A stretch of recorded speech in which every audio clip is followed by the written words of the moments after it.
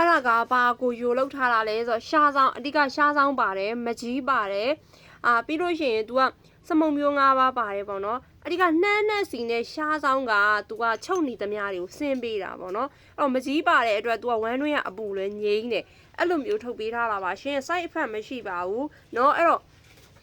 တရားကိုဘာယူလဲသိချင်နေရတယ်ဆိုရှားဆောင်ဒါပေမဲ့ရှားဆောင်ဆိုပေမဲ့နံမာလားတို့ခါးမာလားတို့လုံးဝစိတ်မပူပါနဲ့စားဘူးတဲ့သူတိုင်းကအဲ့ဒီအရသာကိုကြိုက်ပါတယ်เนาะအရသာကလုံးဝအဝင်မဆိုးပါဘူးရှင်เนาะ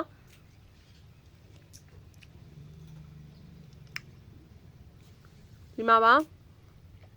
သူ့မှာဒီလိုရှားဆောင်အဖက်လေးတွေပါတယ်ဆိုမြဲလုံးဝနန်းနာခါးတာမျိုးလုံးဝမရှိပါဘူးရှင်အဝင်လုံးဝမဆိုးတော့ကလေးတွေစားမှကြောက်လို့ဖွက်ထားရတယ်ဆိုတော့မမအောင်ဒီထဲမှာဝင်မှတ်ထားသေးတယ်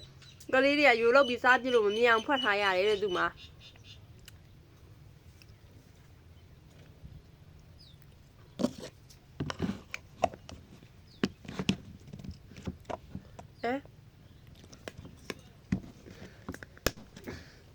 တချို့ဆိုပြရစိတ်တက်လို့ပြောတယ်ဒီလောက်ဘူးအကြက်ကြီးကိုလေပြရစိတ်ကအတွင်းထဲတော့မဝင်နိုင်တော့ဘူးထင်တယ်